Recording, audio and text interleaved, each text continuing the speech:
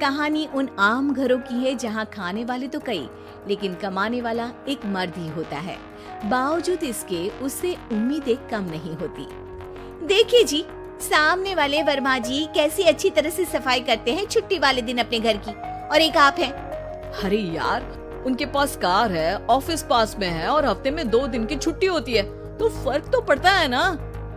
मेरी तो शादी ही गलत हो गई। अरे कोई मस्त लड़का मिलता, कमाता भी, घुमाता भी, घर के कामों में भी मदद करता, लेकिन नहीं जी, हमारे वाले को तो कमाने से फुर्सत ही नहीं, और कमाई भी ऐसी कि कोई जरूरत पूरी ही नहीं हो रही है। सुनील बेचारा शीना को देखकर सोचता है कि शीना सही कह रही है। देखने में सुंदर है, घर का सारा काम कर लेती है, उसे तो कोई भी अच्छा लड़का मिल सकता था। क्या सोच रहे हैं? भागने का इरादा तो नहीं है? अरे नहीं मेरी प्यारी बीबी, मैं तो नहीं, पर डर है कि तुम नहीं कहीं भाग जाओ मुझे छोड़कर।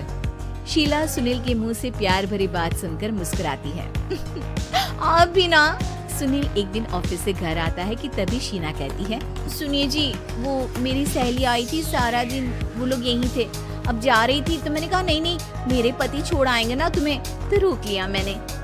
सुनील थोड़ी देर कुछ सोचता है, फिर कहता है, ठीक है, मैं कपड़े चेंज करके आता हूँ। अरे तेरे पति को तो लग रहा है कि अच्छा नहीं लगा। अरे नहीं नहीं, ऐसी कोई बात नहीं है, रुको मैं अभी उन्हें घर के कपड़े देकर आती हूँ। शीना अंदर जाती है जहाँ सुनील पलंग पर लेटा होता है। अरे क्या मजाक है, वो कह रही है कि आपने मुंह बना लिया। सही तो कह रही है, सुबह से अब ऑफिस से लौटा हूँ, एक कप चाय का तो पूछा नहीं, 20 किलोमीटर जाओ और आओ, और फिर कल उसी टाइम पर ऑफिस। अरे यार, मुझे गाड़ी चलानी आती ना तो बोलती भी नहीं आपको, और कौन सा रिक्शा खींच कर जाना है आपको। सुनील अब क्या बोलता। रात देर से आता है और सो जाता है। अगले दिन शरीर दर्द हो रहा है। अरे तो मत जाओ ना ऑफिस, चलते हैं ना मार्केट घूमने, फिर पिक्चर देखेंगे और रात में खाना खाकर घर वापस। सुनील जब सारे दिन की थकान वाला शेड्यूल सुनता है तो वो सीधे सीधे ऑफिस के लिए तैयार हो जाता है। अब आए दिन शीना की डिमांड बढ़ती चली जाती है और सुनील उसको पूरा भी करता, लेकिन एक दिन, ए जी मेरा भाई आ रहा है, उसे 2 लाख रुपए की जरूरत है। हाँ तो मैं क्या करूँ शीना, मेरे पास इतने रुपए नहीं है। हाँ हाँ पता है नहीं है, लेकिन किसी से लेकर तो दे सकते हो ना। अरे मैं किससे मांगू, मेरे तो जानने में भी कोई नहीं है जिसके पास इतनी बड़ी रकम हो। तभी वहाँ शीना का भाई शीनू आ जाता है। जीजा जी कैसे हैं आप? मैं ठीक हूँ शीनू, अचानक इतनी बड़ी रकम की जरूरत कैसे पड़ गई?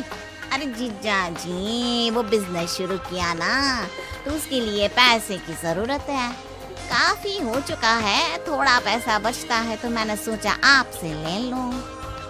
देखो मेरे ऑफिस में कुछ लोग हैं जिनकी सेविंग अच्छी है, मैं उन लोगों से बात करके देखता हूँ। सुनील ऑफिस से किसी से पैसे लेकर शीना को दे देता है।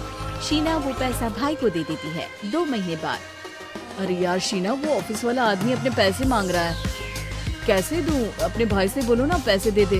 अरे हाँ हाँ दे देगा, कहाँ भागा जा रहा है, आप उनको बोल दो कि दे देंगे। थोड़े दिन बाद, शीना वो आदमी मुझसे आज भी पैसे मांग रहा था यार, मैं तंग आ गया हूँ, ऑफिस जाते ही सामने उसका चेहरा दिखता है, क्या बोलूँ, बार बार पैसे मांगता है। अच्छा मैं शीनू को फोन लगाती हूँ, बात करके देखती हूँ। शीना भाई को फोन करती है लेकिन वो फोन उठाता ही नहीं। लगता है भाई कहीं ऐसी जगह है जहाँ नेटवर्क की समस्या होगी। सुनील अगले दिन दोपहर को ही घर आ जाता है। उसका चेहरा उतरा और परेशान सा होता है, वो रोने लगता है। अरे क्या हुआ जी, आप इतना परेशान क्यों है, सब ठीक तो है ना? अरे नहीं शीना, कुछ ठीक नहीं है, मैं ठीक नहीं हूँ। तुम्हारे भाई के लिए मैंने जो पैसे लिए थे, उस आदमी ने आज भरे ऑफिस में सबके सामने मेरी बेइज्जती कर दी। सबके सामने आज मैं कर्जदार बनकर खड़ा था। मैंने हर वो प्रयास किया घर चलाने के लिए जो मैं कर सकता था, लेकिन अब नहीं होगा। वो फिर रोने लगता है। अरे आप तो औरतों की तरह रो रहे हैं, मर्द हैं आप। क्यों, आदमी के सीने में दिल नहीं होता, या फिर वो इंसान नहीं मशीन होता है? अरे मैं थक चुका हूँ शीना, तुम समझती क्यों नहीं? मैं भी शारीरिक और मानसिक रूप से थकता हूँ। मैं भी आराम करना चाहता हूँ, सुकून चाहता हूँ। मैं अब कुछ नहीं कर सकता। कुछ नहीं। वो बैठ जाता है। शीना पति को हैरान परेशान देखकर चुप हो जाती है। अगले दिन, सुनिए, ये लीजिए 2 लाख रुपए, इस आदमी को दे दीजिए और बोल दीजिए कि आज के बाद किसी को पैसे के लिए बेइज्जत ना करे। सुनील पैसे देखकर राहत की सांस लेता है। अरे शीना, तुमने तो मेरा बहुत बड़ा काम कर दिया। अब मैं शान से ऑफिस जा सकता हूँ। लेकिन ये पैसे आए कहाँ से? ये पैसे मैंने अपने गहनों को गिरवी रख कर लिया है। तुम ठीक रहो, निश्चिंत रहो, मैं बस यही चाहती हूँ।